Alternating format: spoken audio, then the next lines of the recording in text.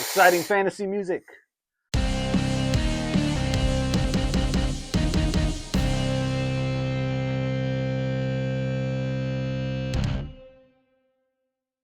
Welcome to HomeBrew, Hey, an Our World, Our Rules podcast. nice. I'm Ben Brock. I'm Nate Vanover. Yeah. And this episode, we're going to talk about... Hello, everybody. My name is Dickie. I'm the producer here on the show, and you probably saw me on the last episode, but I'm just gonna come in and introduce myself again and just let you know that I'm setting up a PO box for treats. If anybody wants to send them to me, they can send it to the PO box. I'll let you know where it is. Okay, later.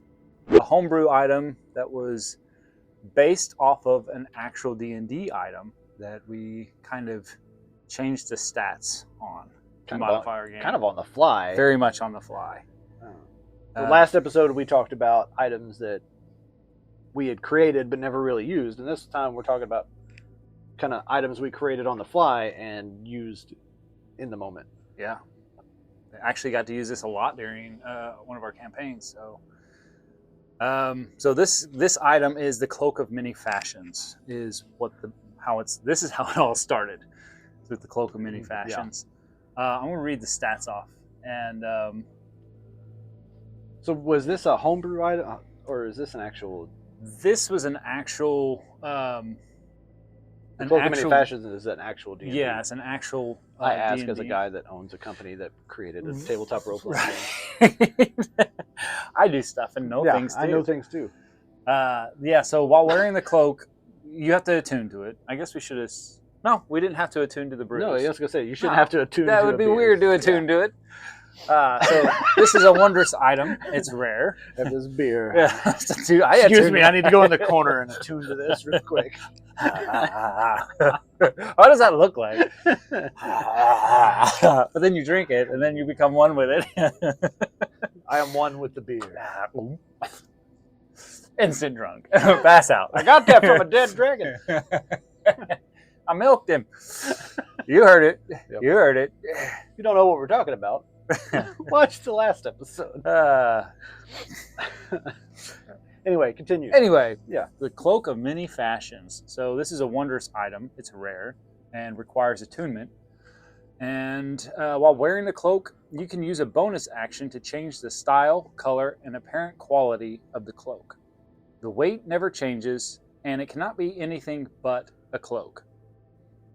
That is it. That is the stats. I mean, technically, I only ever used it as a cloak. You did. And so we worked within, within those parameters to create. Right. So this was this was a ongoing campaign that Ben was DMing for me and my family. He was DMing a game for me and two of my kids and my wife. Yeah. And I was playing a wizard named Zashir. Yeah. And I was the one that was awarded the Cloak of Many Fashions. And when I first got it, I didn't really know what Zashir was going to do with it. He wasn't really that kind of wizard. Like, he wasn't, fashionable. He wasn't wizard. a fashionable guy. But the way that I ended up using it was completely unexpected.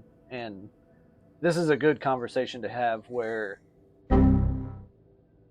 you get there's certain things. It's what am I trying to say? Words are hard. Words, man. Brain not function.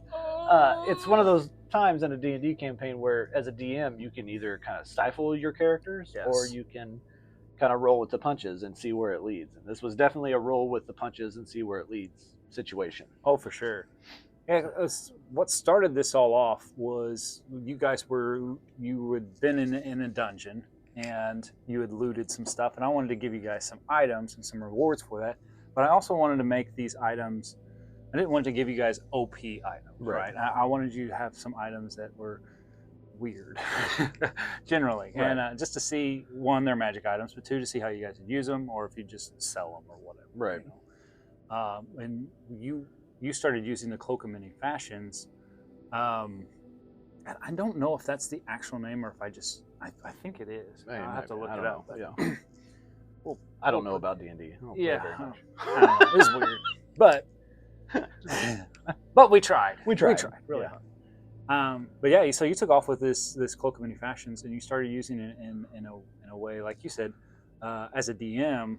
I could have been like, well, this is not how this thing works, and you can't, do it. And Right. It was literally, let's see if it works, and Right. let's let the dice, roll. So I gave you a DC on explain what you were doing with it. So as a wizard, especially a lower level wizard, we weren't super high level at this point.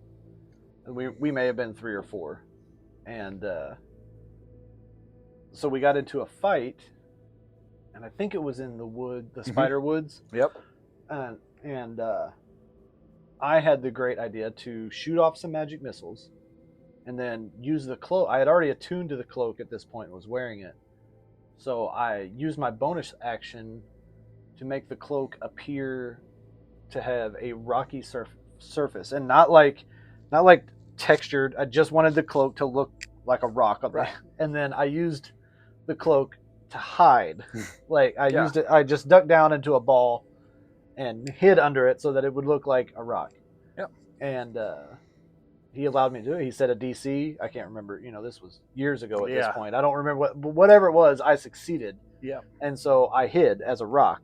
And then when it came around to my next turn, I would just stick my hand out with my wand and shoot off magic spells and go back under. And he would continuously give me stealth DCs, and I would continue through the whole fight.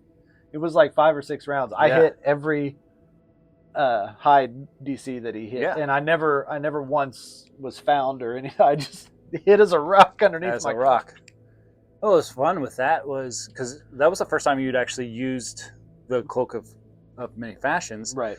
And you wanted to use it in a way that it doesn't really state it can or can't do that, right? So I was like, yeah, let's see what this looks like. And here's where it's helpful to encourage your players and their creativity and their imagination and all that stuff. And it's like, yeah, let's see what that looks like.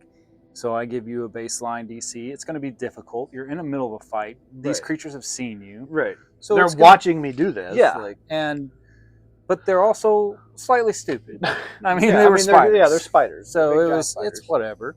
So yeah, let's see if you can do this. And so you had to roll, and then they had to roll an intelligence or I think it was some sort of intelligence check against or perception check or something. Yeah, to see if they saw you do that. They rolled low, you rolled high, and it worked. And the first thing that popped in my mind whenever you were describing this was the hobbits. When Sam and Frodo were using the elven cloaks in Mordor, and that's what I was like. I think this could work. And they were just wearing cloaks, right? And it looked like a rock to the orc, right? Yeah. So they're like, let's try this.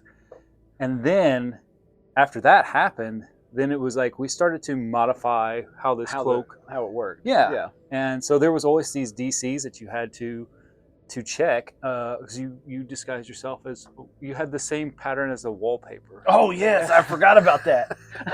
And I was like, this will never work. And then the dice proved me wrong. So I totally forgot about that one. And that's funny because it's a full-blown cloak, right? And you were able to throw the hood over, and you got like this cloak on. It's the same wallpaper pattern. You succeed in your stealth check.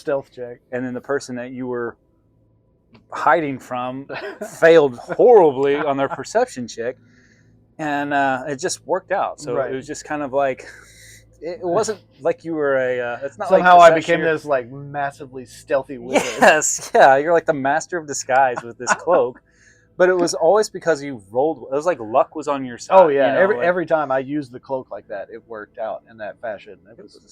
In that fashion. That's why it was the cloak of Zashir's fashion. Zashir's hiding fashion. It was very, very, very fun. And I don't know. I wouldn't say it was frustrating for me. I was just always flabbergasted that it worked. Right. Every time. Like I can't think of one time that it failed. No. Like I think it worked every single time I tried to use it. Yeah. It was just like that's who you are now. Yeah. You're the cloak guy. He was the cowardly wizard. Yes. He would cast and hide. Yes.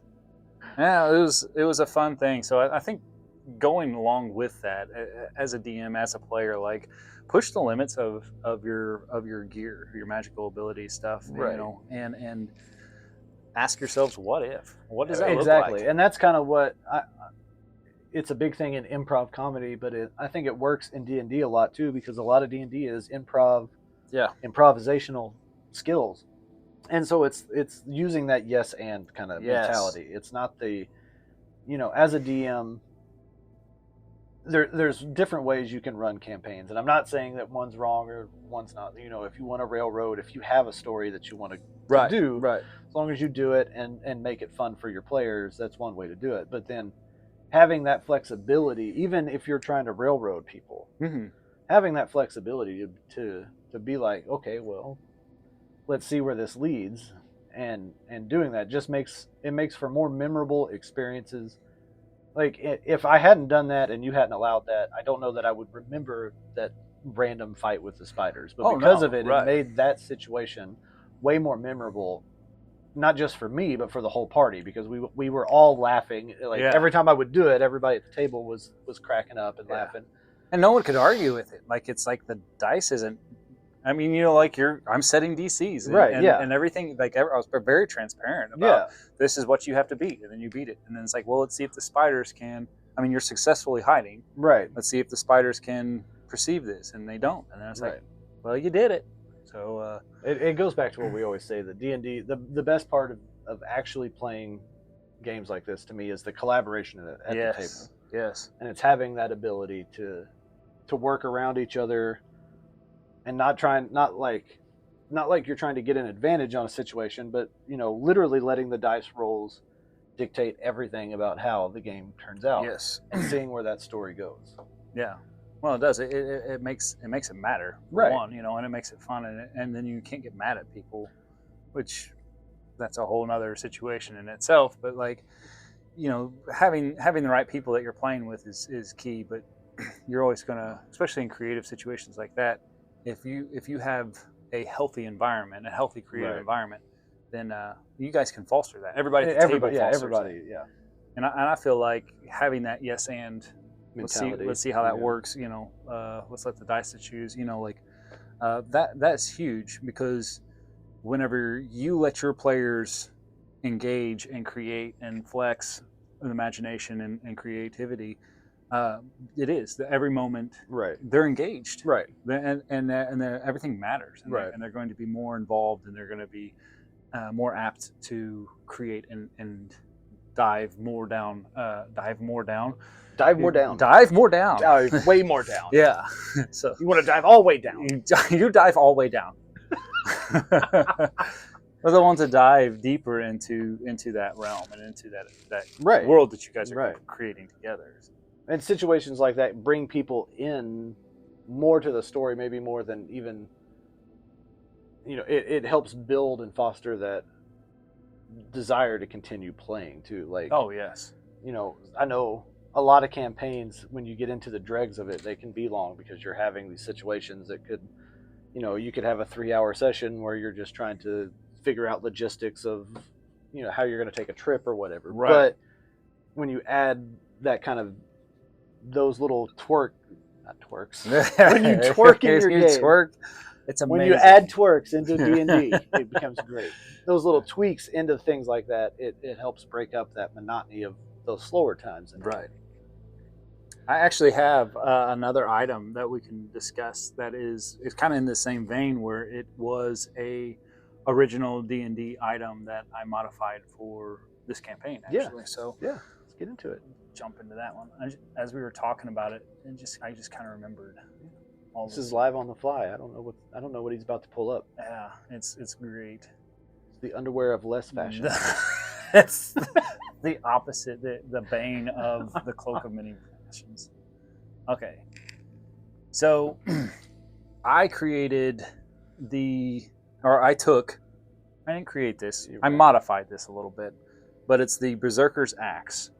And this is a cursed item. So you guys were fighting in this demon's lair, right?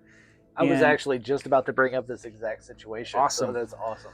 So after you fight this demon guy that was down there, right? And you pick up his cleaver. And so instead of it being the Berserker's Axe, because there's some, we've played D&D, some like your kids and stuff, like they do their research and they look Oh, at yeah. magic items and all Yeah. that stuff. And I didn't want them to know what this What was. it was. So I renamed it to the Butchers, who you guys were fighting. Right. So it's the Butcher's Cleaver, which is straight up from Diablo. Right. And that's what I made that character based Right. off of, was the Butcher. And so they pick up the Butcher's Cleaver and they're like, this is a great weapon. And they don't identify it. And Nope, they do absolutely nothing. Yeah. And they hang on to it. And Draven even tried to use it. yeah. He attuned to it. He attuned to it. Like, he was all in. An awful idea. Yeah. So it is the Berserker's Axe, or in this case, the Butcher's Cleaver. Butcher's Cleaver Is a weapon, a great axe, rare, requires attunement, but it has a curse on it. Right. And I can't remember how much of this is actually Berserkers and how much I've actually Changed. adjusted to fit this exact item. Yeah. Yeah.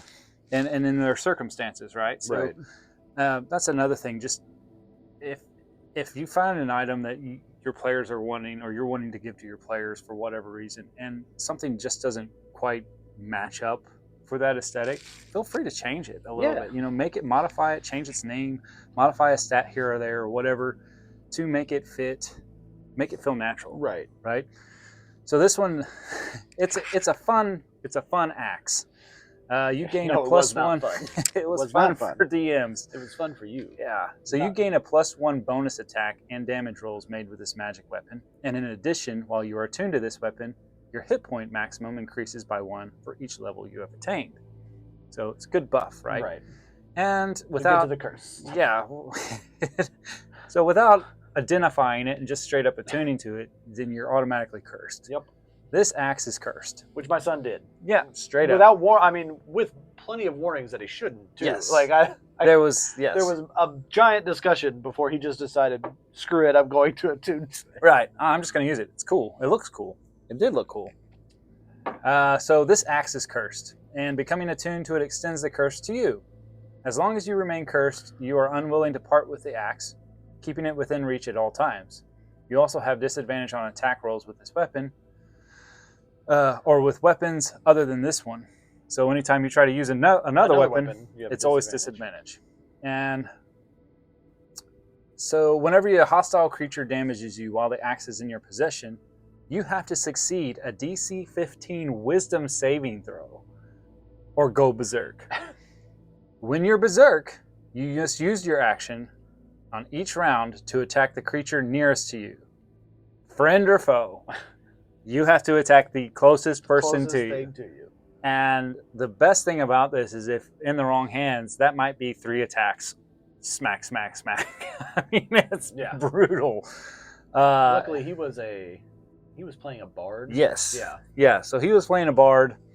So that was helpful. That was helpful on our end, especially since he didn't use a lot of weapons. No. He used magical abilities. At the time, so he had played a little bit of D&D and played a lot, and he wanted to try being a bard for the first time. And so normally he would play, a wizard or a fighter or something that was doing massive damage. So luckily, in the wrong hands. I burped. That's going to sound great in the I'll join you in the audio.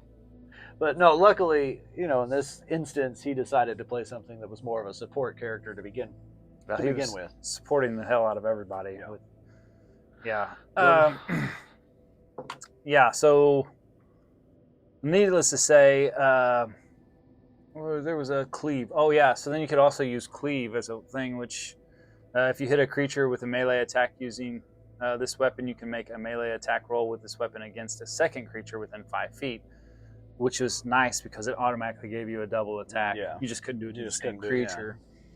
It was like a giant swiping attack. Yes. Yeah. You were like cleaving through them on that. It was like Baldur's Gate. I know. Yeah, I know how to cleave. But yeah, it was a fun weapon to give out, and it was kind of for me because everybody at that time was pretty new to D&D.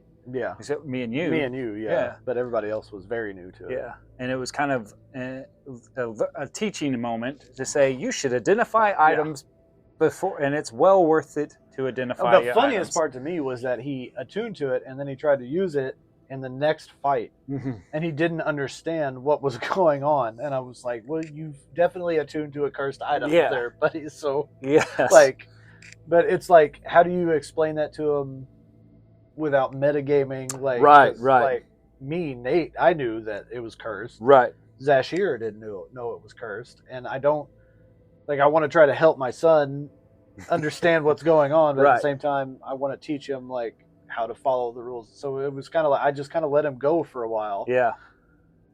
And I think on those, because even for me as a DM, because I had just started DMing. I hadn't DM'd before this campaign, and there was a lot of stuff I was learning. I feel like every time I play or DM a game, I learned something new. Definitely.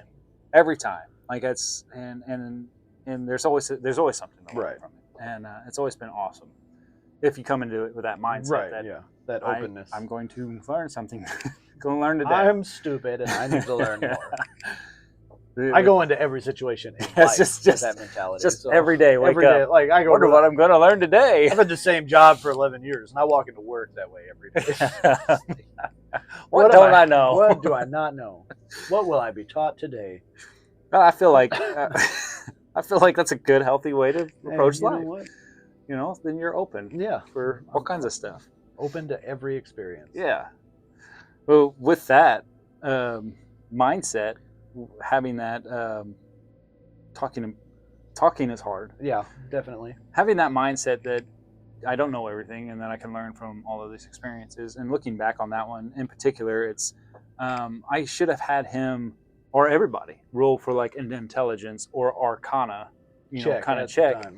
And then if they would have rolled high enough on their DC, they would have had to understand. I could have gave them some information. But I think also, if I remember, because I'm trying to remember that conversation, everything happened super quick because the butcher was berserking when he attacked us. Yes. And if I remember correct, I went first and cast Hold Person on him, and then everybody just waylaid him to death on the first round of combat. And then before we could even like have a second to think, he had already looted, picked up, and tried to attune to the axe. Before, like we literally, like he was attuning to that cleaver before we got a chance to really do anything. On how that battle went, I'll never forget it because it was so frustrating for me as a DM because the campaign was full of frustrating battles. It was very. I put a lot into creating the butcher character, pulling the idea from Diablo, and then making this butcher character, this demonically possessed guy, and he had super speed, super strength, kind of all this stuff, and he actually the butcher went through one round because you guys went into his chamber, and then he come blasting in there, because I remember he threw someone in the fire. Yes, that's right. I forgot about that. He waylaid a couple people in his multi-attacks and all this stuff. And Draven was the bard, he's the one that cast Hold Person. Yes, you're right. And then all he had to do was hold concentration on it. And to this day, I don't know if I did that right. Did it right? Yeah. But I'm pretty sure I did. Because I remember trying to roll my DC every time on the butcher's turn to break the Hold Persons, and I never did. I rolled really bad. And then everybody was using me as a pinata. We were just whacking the shit out of you. The first round scared the crap out of everyone because of how much I was like, "Oh, this is gonna be fun." Hold Person happens, and then Draven just stands there and holds me in place while everybody just demon pinata, and I died. And I was like, thinking back on it now, I'm like, if you Hold Person someone and then they take damage, does that break Hold Person? And I don't think it does. It doesn't. No, it does not. Yeah. So if you hit, it's an automatic crit. That's right. Yeah. So you can do as much damage. And I do know that for a fact because I had wondered that too. And it wasn't until I played Baldur's Gate 3 that I learned that exact situation can happen because I did it in that game. In a boss fight. Oh my gosh. We put Hold Person on a boss and just did basically the same thing just that you beat did. The crap the crap out of them in one round. I tell you, there was nothing more frustrating. I was looking so forward to that fight, and when you guys jumped in there, I was like, "Oh, there were several fights like that." Yeah, there was that. There was the caravan and the Crown of Madness. Oh my gosh, yeah, that one was. It's funny. The moral of the story is you never know what your players are going to do, and you never know. You don't know how to. I don't know how to react. I mean, I don't know. I don't try to predict players. No, moves. you can't. Yeah, you don't want to. No. As a DM, when I DM stuff, I don't want to. I want to create the situation and then hand it to my players and see what how they handle the situation. And as a DM, you're like, these are the mechanics, and this is how this works, and this is their agenda, and this is their plot, and I'm sticking to that. And then whenever my players are throwing out all kinds of wild scenarios, stuff, and I'm like, how would they adapt to that? When you're running 15 players all at once against their, it's very, I don't know how else to explain it. It's just so much fun. It is. Man. It's you never know what you're going to get. Exactly. Out of the you can plan everything like to the T, but you never know what's going to happen until those dice start hitting the table. Oh, right. And that's what I love about tabletop RPGs in general. Is that, everything is meticulously planned out until it's not. Until somebody else you say go. Yeah, until you invite Jeff over, and Jeff has had a bad day, and he wants to take out some aggression, and he's got this sick plan in mind. Yeah, it's bad. That's all we got for this week. Thanks for watching, guys. Yeah. Like always, the link to Ben's D&D Beyond will be in the comments or in the video description. It's down there. It's down there under the table. Under the table. Right down there in that description. Don't forget to check under the table. Yeah. It'll have links, or it'll have a link to his D&D Beyond, which will have all of these items that we talk about on this show. Make sure you like and subscribe to the channel. Leave a comment. Let us know what you want us to talk about in the future, or if you've got some of your own homebrew ideas that you'd like us to talk about, or anything like that. Yeah, share us your stories. Yes, share us your stories. Share us your stories. We want to hear it. All right, and we'll share it. We'll share it back. That is all we got this week, and we will talk to you later. I am Nate Vandal. And I'm Ben Brock. See you next time. Peace. Oh wow, what another great episode these guys had. I mean, they're really getting into the groove of things, I feel like. They're really good. Anyway, I've been trying to set up a P.O. box this whole time. I didn't really pay attention.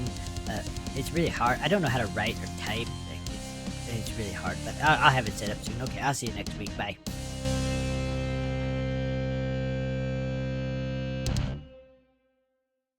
Thanks for watching, everyone. Thanks. Thank you for watching. Links in the description under the table. Please like and share. Yeah. And subscribe. And subscribe. Yeah.